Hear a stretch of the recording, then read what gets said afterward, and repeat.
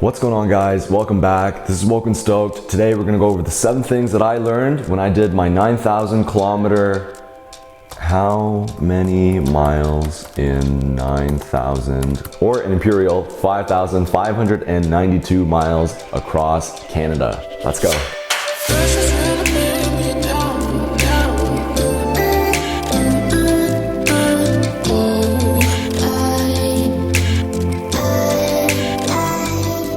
Now, the reason I started thinking about this stuff again is because I may or may not have another cross-country trip on the way in less than 2 weeks. So there's gonna be some super swell content on the way. Make sure you stick around for that. And as always, thank you for being a sub and for the support. This is all I do nowadays, so every little bit counts. I am truly grateful for it. Okay, 7 things. The first thing that I learned is in regards to booking accommodations along the way. Now, when I set off on this trip, and it was back in 2018, I was gone for about a full month, and the idea of booking every single day into a certain town or to a certain campsite was an extremely hard task to do because I wasn't completely sure myself of what the itinerary was gonna be. I think booking all of that in advance puts an immense amount of pressure on yourself to be at a certain place at a certain time. What if something happens on the road and that holds you back for a day or two? That would basically domino effect onto every single one of your other reservations, and you're gonna have to call everything up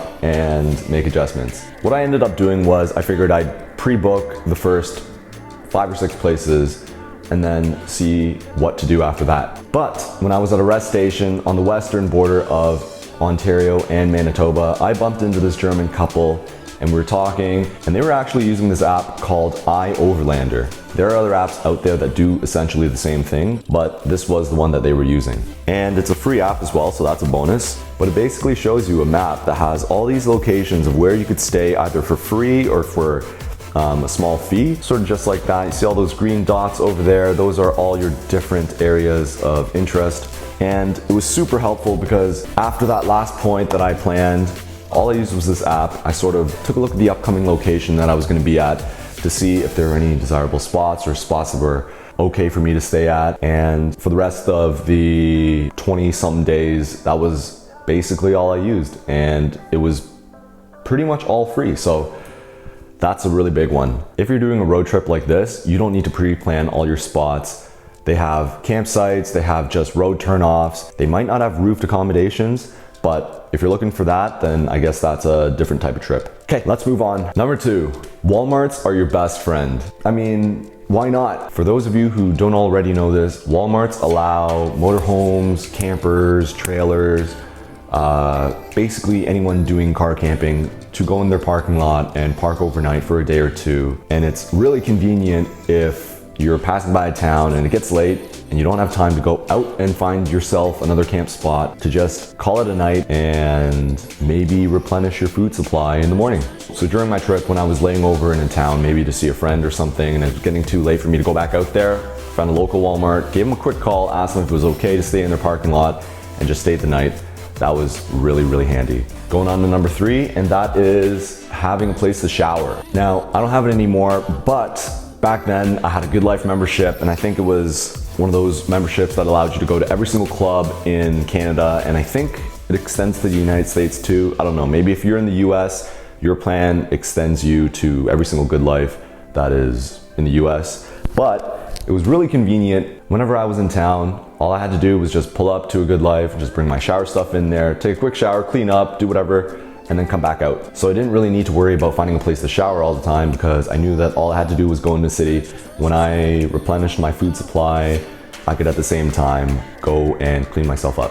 Number 4, keeping your food cold. How do you do it? I was in the middle of the summer and every day was really, really, really hot, averaging about like 30 to 35 degrees Celsius.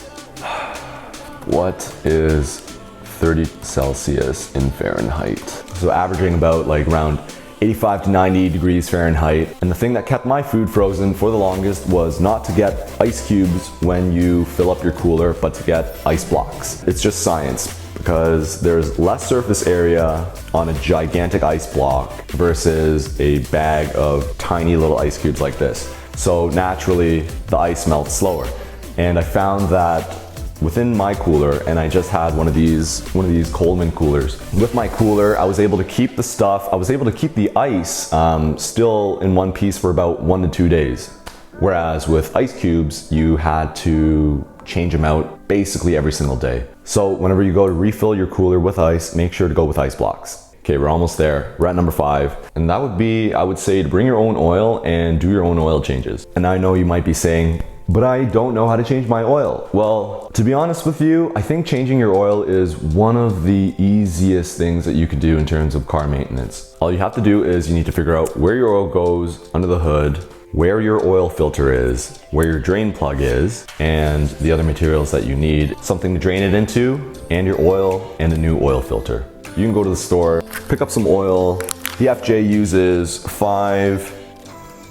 6 quarts, 5 and a bit quarts. So on my journey, it was about 9,000 kilometers or 9,000 kilometers to miles, 5,592 miles. I would have needed to change the oil once. And so instead of trying to locate a place to change your oil when it's time to change it, knowing how to change your oil on the fly, it's actually an easy task. Save you a bunch of hassle, unnecessarily going to town and find a place or lose a day doing that maintenance, because who knows, you might be sitting there waiting for half a day to do it. It might be quick, but you could be stuck for longer. Learning to change your oil and doing it by yourself, I think that is a very important thing. Number 6, what we're gonna go with here is water. Now, a lot of people wonder, how much water do you need to carry with you when you go on these road trips, especially long road trips? People make 10-liter jugs, 20-liter jugs, maybe even their own custom jugs that are maybe like 30 liters because they wanna have as much water as possible. But from my experiences, I was able to make do with 4 of these 4-liter jugs. 4 liters. These 4-liter jugs or 1-gallon jugs, that was enough to hold me throughout this whole trip. Now, I wasn't just using 4 gallons or 16 liters.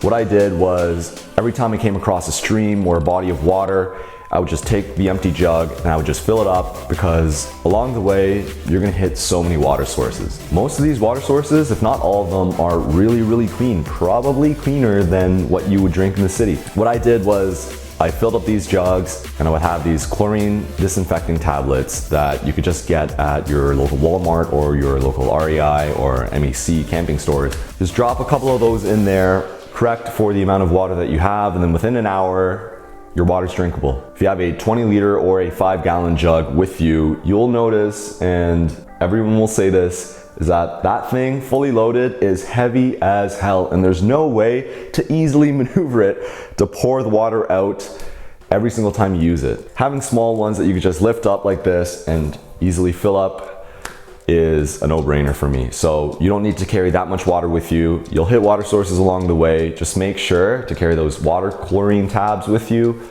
and you're all set. That brings us to number 7, which is make sure you have proper illumination so that you can do nighttime driving, especially when you get out onto the coastal mountain roads. Things are so dark and it can make it really dangerous for you to drive during the nighttime. What you can do is you can either upgrade your current bulbs in your car so that you have more lumens, legally of course, or you can attach aftermarket or extra lights on the external part of your vehicle, and it will add extra lighting to those dark and windy roads to make it safer for you to drive and to get around. So there you have it. Those are the things that I learned when I did that massive road trip across Canada. If you're planning on doing something similar, I hope this helps leaps and bounds for you. And like I said earlier, there's gonna be some amazing content on the way, so make sure you stay tuned for that. See you guys next time.